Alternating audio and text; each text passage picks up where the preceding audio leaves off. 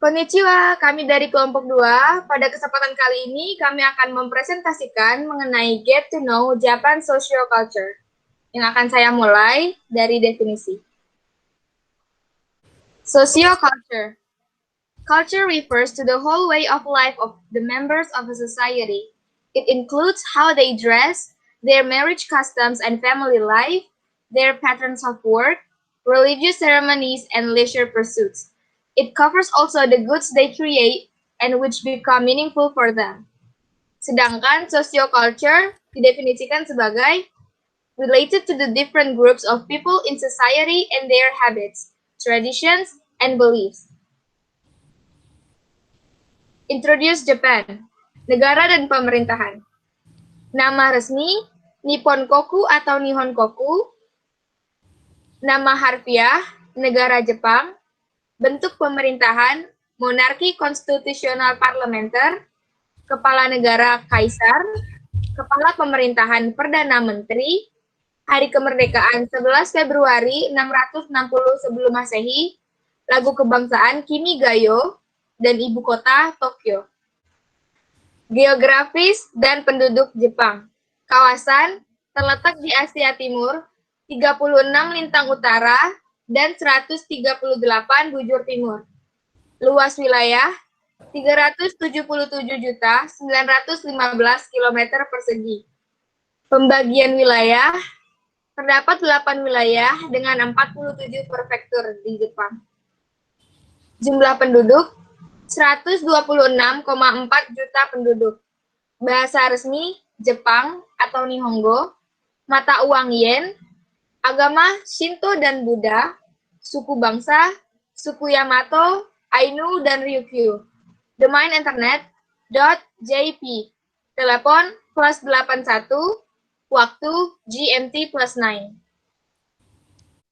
Budaya tradisional Jepang. Yang pertama, ada Ikebana. Ikebana merupakan seni merangkai bunga yang menjadi salah satu budaya masyarakat Jepang dan telah meluas ke seluruh dunia.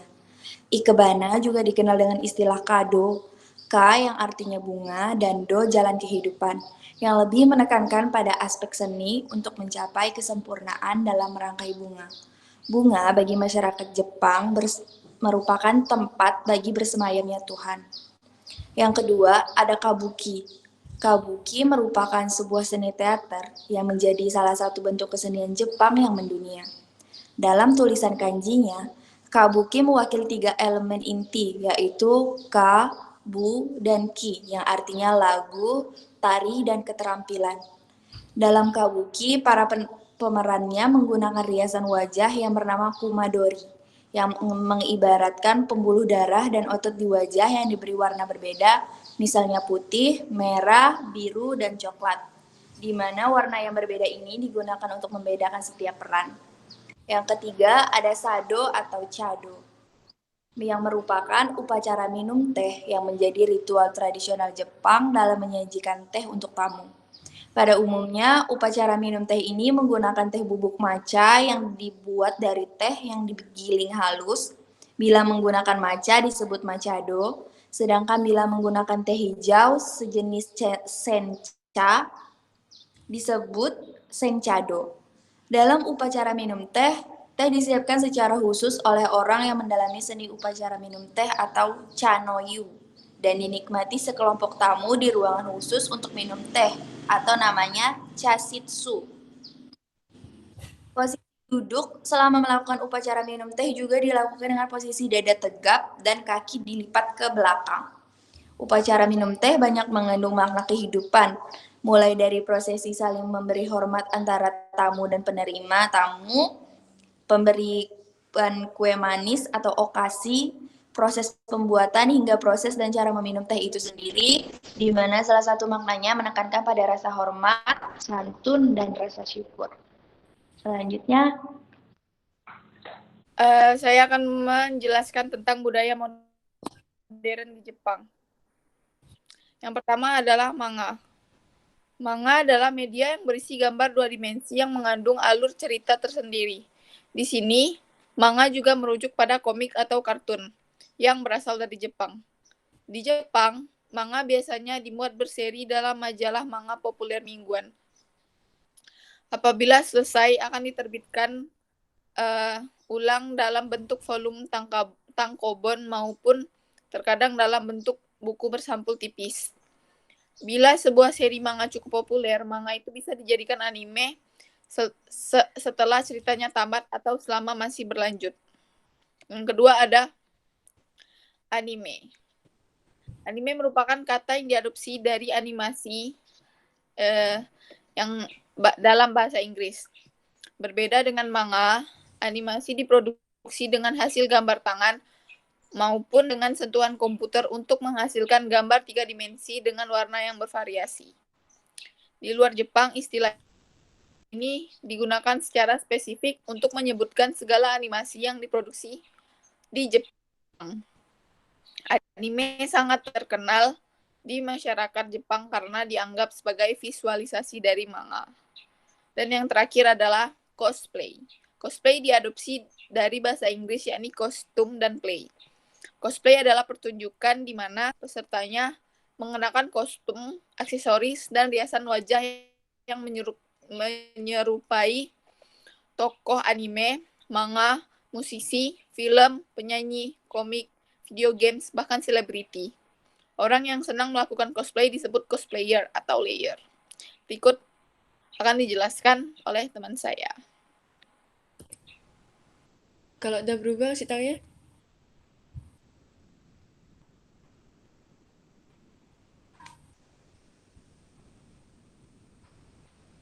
Dah. Oke. Berikut saya akan membahas tentang Japanese cuisine. Nah, jadi seperti yang kita tahu, sebenarnya restoran Jepang itu udah ada di mana-mana ya. Terutama di negara-negara Asia, tapi di negara Barat sama Timur juga banyak sih sebenarnya ya.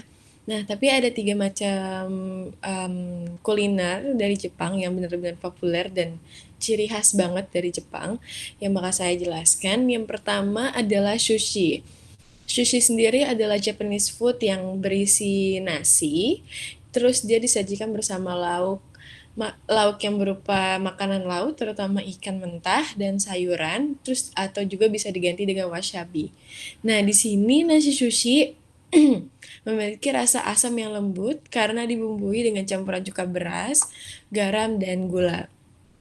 Sushi sendiri berasal dari kata shu yang berarti asam atau cuka dalam bahasa Jepang dan digabung menjadi shumeshi yang berarti nasi campur dengan rasa asam. Begitu.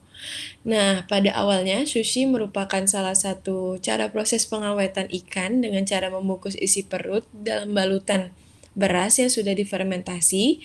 Seiring berjalannya waktu, ikan yang dibalut akhirnya dimakan bersamaan dengan nasi pembungkus dan kemudian menjadi makanan pokok Jepang. Berikutnya ada takoyaki.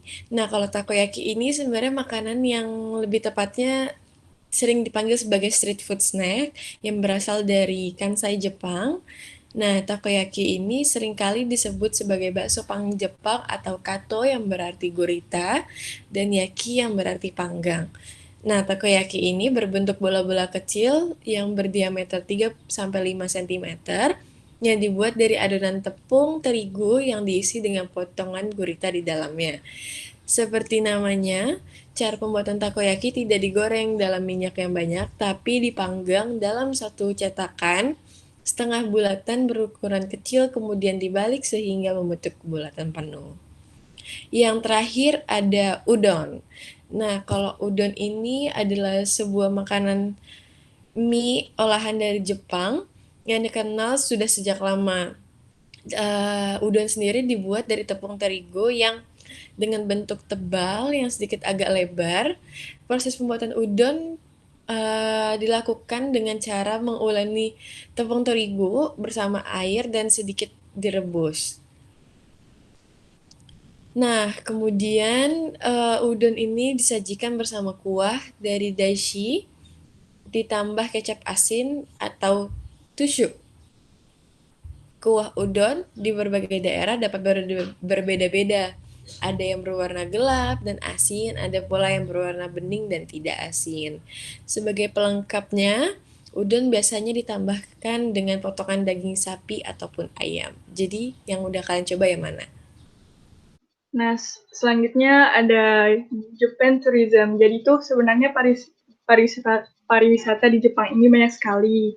Mulai dari Tokyo Disneyland, Disneysea, ada Museum Doraemon juga, terus masih banyak lagi. Dan di sini kami hanya nge-highlight 3 dari wisata Jepang yang identik sama Jepang. Yang pertama ada Gunung Fuji atau Fujiyama. Gunung Fuji merupakan gunung api tertinggi yang ada di Jepang dan menjadi simbol negara Jepang. Letaknya di perbatasan prefektur Shizuoka dan Yamanashi, tepatnya di sebelah barat Tokyo. Nah, Gunung Fuji ini menarik karena bentuknya yang kerucut dan simetris. Padahal, menurut sebagian orang, gunung api itu seharusnya tidak simetris, tapi berbeda dengan Fuji. Gunung ini juga dikelilingi oleh 5 danau, yaitu Kawaguchi, Yamanaka, Sai, Motosu, dan Soji, sehingga pemandangannya lebih menawan. Hingga kemudian gunung ini tercatat sebagai situs warisan dunia pada tahun 2013.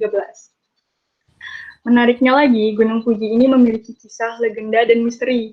Misalnya tentang legenda Putri Kaguya yang berasal dari bulan. Jadi tuh dulu ada seorang kakek nenek, terus dia tuh nemuin putri di hutan bambu. Nah, tiap malam nih si putri ini tuh nangis. Ternyata tuh katanya dia anak dari bulan. Terus dia kalau saat bulan purnama tuh dia harus balik lagi ke bulan. Nah, sebagai tanda terima kasih buat kakek nenek, si putri ini tuh ngasih obat untuk hidup abadi ke kakek sama nenek itu. Tapi kakek nenek itu malah ngebakar obatnya di puncak gunung Fuji karena dia mikir buat apa hidup lama tapi tanpa kehadiran sang putri. Nah, puncak gunung tempat si kakek ngebakar obat itu tuh dibilang Fushinoyama atau Fujiyama yang berarti gunung abadi. Terus selanjutnya juga ada mitos tentang makhluk Shoko. Nah, makhluk Shoko ini tuh katanya ayam jantan sama ular yang sedang menjalin cinta. Tapi karena suhu pegunungan itu dingin dan beracun, dia tuh jadi bersatu terus jadi makhluk yang besar. Nah, karena dia jadi makhluk yang sangat besar, dia tuh jadi seram kan. Terus habis itu dia dikurung di dasar kaki Gunung Fuji. Nah, katanya tuh kemarin letusan Gunung Fuji yang dulu itu tuh karena suara dengkuran si Shoko lagi tidur. Terus yang terakhir tuh ada misteri tentang hutan Aokigahara yang terletak di kaki gunung. Tempat ini tuh masih jadi tempat bunuh diri terbaik kedua di dunia. Selanjutnya ada kuil Fushimi Inari Taisha. Kuil Fushimi Inari Taisha ini merupakan pusat bagi 40.000 Oinari-san, atau kuil Shinto tempat memuja Dewi Inari, yang terletak di Fushimi, Kyoto. Dewi Inari ini dipercaya sebagai dewa pertanian, sehingga dia dapat membawa berkah bagi panen, kesuksesan dalam perdagangan, dan keselamatan di bidang transportasi. Sehingga keberadaan Oinari-san ini sangat erat dengan masyarakat Jepang. Yang menarik adalah di kuil ini tuh terdapat Senbon Tori. Senbon artinya 1000 dan Tori artinya gerbang. Namun sebenarnya itu hanya sebagian kecil karena kuil ini tuh sekarang telah terdiri dari 10.000 gerbang.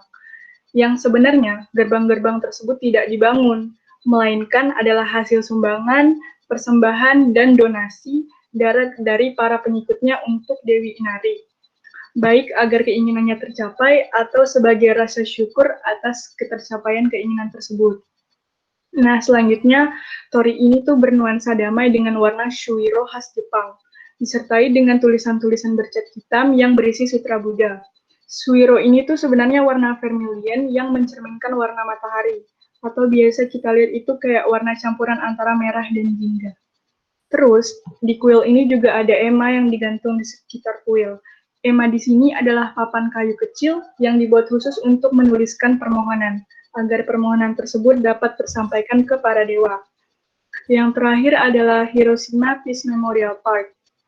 Jadi, Hiroshima Peace Memorial Park ini adalah kawasan untuk mengenang tragedi bom atom Hiroshima 1945. Karena Hiroshima merupakan kota pertama di dunia dan saat ini yang terakhir yang pernah mendapat serangan bom nuklir dari Amerika Serikat. Terdapat beberapa tempat penting di sini, misalnya museum, Atomic Bomb Dome atau E-Bomb Dome, dan Cenotaph. Museum itu berisi benda-benda peninggalan sejarah bom atom Hiroshima, sementara E-Bom Dome merupakan sisa bangunan yang masih berdiri tegap setelah dibom. Sedangkan Cenotaph merupakan sebuah makam yang terletak di tengah-tengah taman, yang di dalamnya terdapat batu menyerupai peti mati dengan pahatan nama-nama para korban yang pada waktu itu dapat teridentifikasi. Setiap tahunnya, pada tanggal 6 Agustus tepat pukul 8:16, dilakukan upacara peringatan yang dimulai dengan mengheningkan cipta dan pidato, yang mana upacara ini boleh diikuti baik oleh masyarakat Hiroshima itu sendiri maupun wisatawan. Menariknya lagi, Cenotaph ini didesain dengan atap melengkung sesuai dengan tradisi Shinto, katanya untuk melindungi arwah para korban, yang pada batunya terdapat tulisan kanji dengan arti tidur dengan tenang, karena kejahatan tidak akan terulang. Selanjutnya akan dijelaskan oleh teman saya, Rahel. Nah, kemudian saya akan menjelaskan mengenai agama atau kepercayaan-kepercayaan yang ada di Jepang. Yang pertama, Jepang modern cenderung mengaku tidak beragama.